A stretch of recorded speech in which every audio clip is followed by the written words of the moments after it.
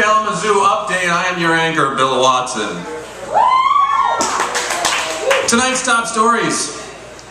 On Monday, former Illinois Governor Rod Blagojevich was convicted on 17 of 20 counts against him, including fraud, bribery, and extortion. Commenting on his convictions outside the courthouse, Blagojevich said that he was stunned, and next time he would just cheat on his wife like everybody else. Gay rights advocates are celebrating across the country after the Same-Sex Marriage Act was signed into law by New York Governor Andrew Cuomo. Gay marriage opponents in New York, however, are now worried that the new law will dilute the purity of their traditional third marriages, you freaking scumbag.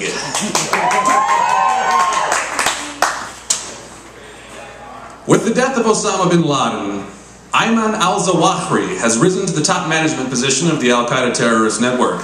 However, al-Zawahiri reportedly lacks the charisma of his predecessor, and experts have described him as an unloved micromanager, which may explain why he forces his 37 wives to wear Dilbert-themed burqas.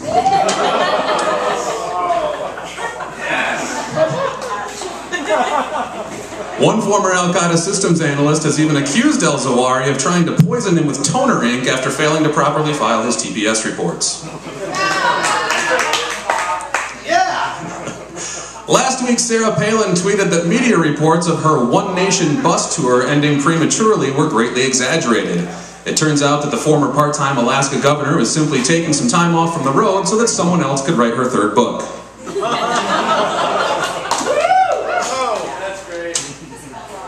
Earlier this month, former Democratic Congressman Anthony Weiner resigned his seat in the House of Representatives as a result of his recent TwitPic sex scandal. In a statement to the press, Weiner said that he was stepping down in order to spend more time with Brett Favre and Tiger Woods. And all of them. Here now to comment on the long history of sex scandals in Washington, D.C. is 7th generation Madam Extraordinaire, D.C. Donna Matrix. Thanks for joining us, Donna. Thanks for having me, Bill. Now, let's just jump right on it. What can you tell me about this Weiner situation? I heard that Weiner is seeking treatment for exhaustion. And by exhaustion, I mean he's sick and tired of hearing Weiner jokes. We all are. For sure. But let me tell you something. Yes. That Weiner has no idea what exhaustion really is. Who does? I came from the hardest working family in Washington history. Example. Well, do you have any idea how hard it is to hold on to Teddy Roosevelt's mustache? Wait a second. My grandma does. And I'll tell you this much.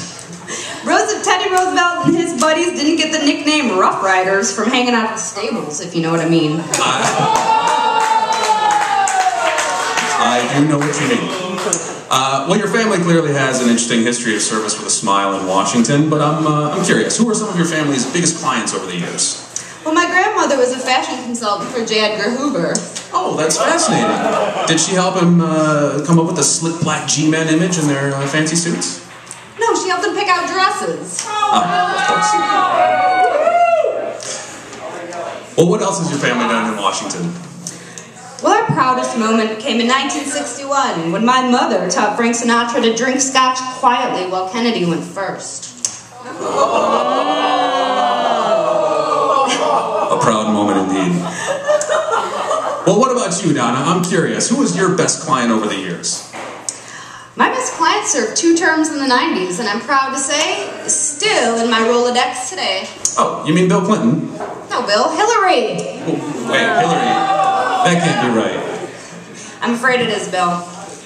While Slick Willie was using free pizza to charm that Gap dress off the White House intern, Mrs. was calling me for some interesting requests of her own. Really? Like what, for example? Well, she called me the 2-flirt squirt, if that means anything.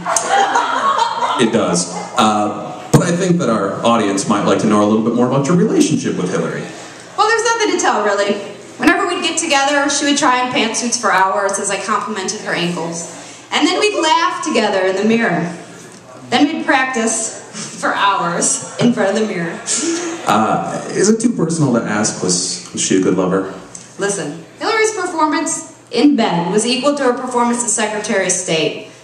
She could never really get into it because she was always preoccupied with being on top. Unfortunately, Hillary had a love fever that no amount of free healthcare could cure. But I did my best. Well, I'm sure you did. Well, what's next for you, Donna? Actually, Bill, I'm pretty exhausted.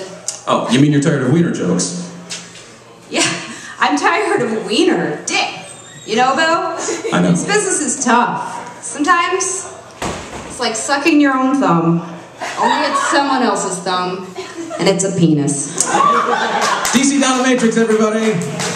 Thanks for joining us.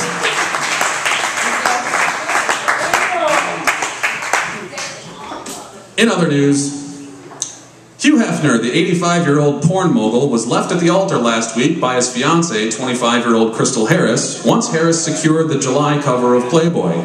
Hefner later tweeted that he wished Harris the best, but that he didn't understand.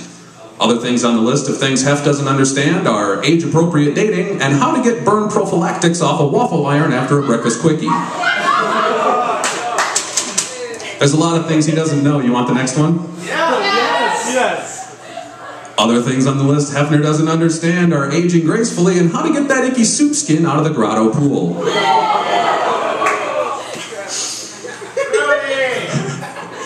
Former University of New Mexico President Chris Garcia has been arrested for allegedly running a prostitution ring.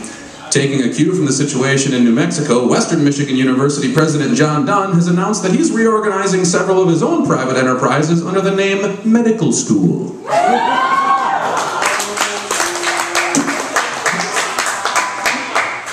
Recently in Bellevue, Washington, 4 women took an unfortunate turn in their rental SUV, ending up on a boat ramp and driving into a lake.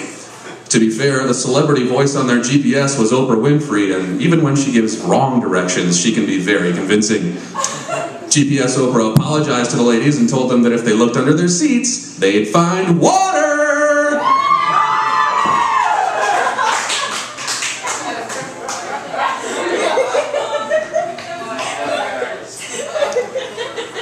A USA Today poll revealed that 41% of people think that sloppy work is the most annoying coworker behavior, while the other 59% responded that taking internet polls at work and talking shit about colleagues behind their backs was kind of douchey. Meanwhile, 100% of those surveyed said that sloppy seconds is the worst part of office dating. What? He's saying about a dude fucking another guy? Groaning me. It's election season again and the primary races are heating up. Here now to comment on the field of candidates is local Tea Party activist Jimmy Big Texas Cinnamon Roll McCandles.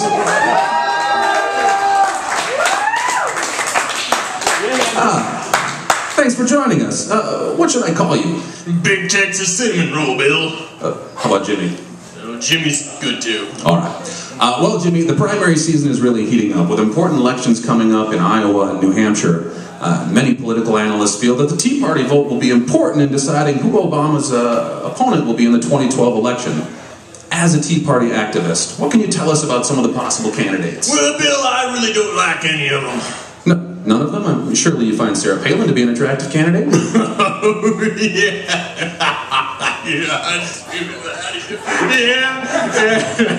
Yeah. Oh, and every edition of Field and Stream is better with her on the cover. And she does have the qualifications I look for in a female candidate for president. Oh, what are those, Jimmy? Well, she talks slow, she smiles a lot, and she owns her own RV. Well, having your own mobile toilet is important in any successful campaign.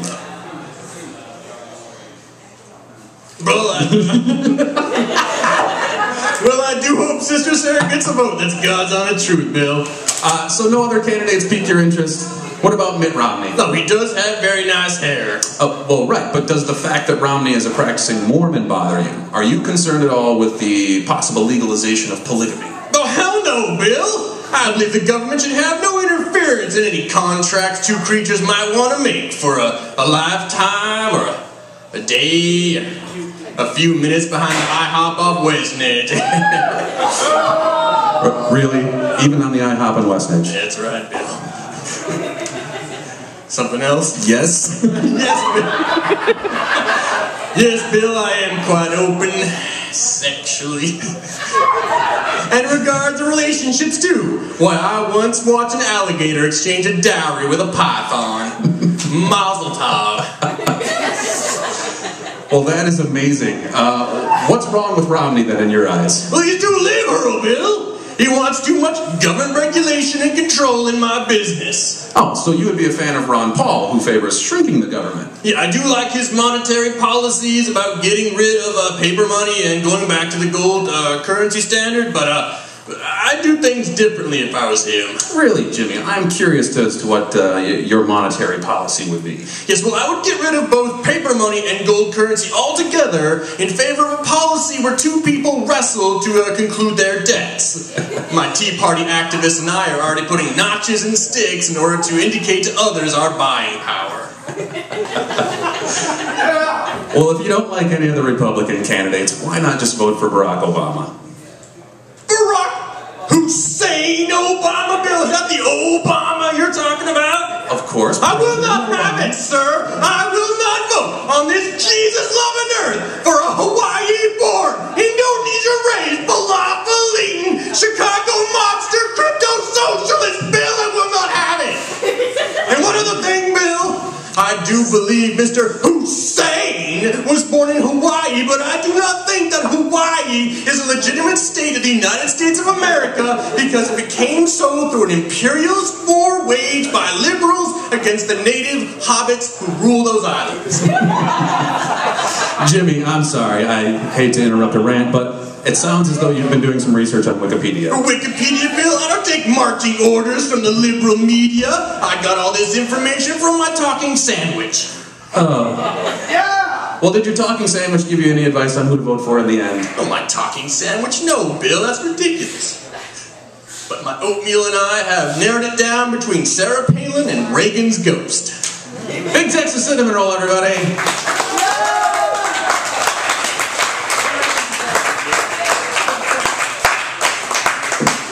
In our parting shots tonight, in Washington State, the Portland Water Bureau drained the Mount Tabor Reservoir after a local man urinated in the reservoir water. Some critics consider the Water Bureau's action to be excessive, but this is not the first time they've opted to drain the reservoir on account of contamination. For instance, in 1982, an unemployed Rhodes Scholar named Bill Clinton held a high school prom after-party near the reservoir, during which several students sicked up in the water. Although Clinton himself did not vomit in the reservoir, he did contribute several other bodily fluids to the lucky prom queen. Earlier this month, a man in Chicago offered half his salary to anyone who could help him find a wife, but so far there have been no takers. Now, as many of you may know, I myself am a single man, and while I can't offer half my salary to some lucky lady, I can promise a morning after breakfast of dry cereal and a free Brother Bill CD on the way out the door. For DC Dominatrix and Big Texas Cinnamon Roll, I'm Bill Watson. Good night.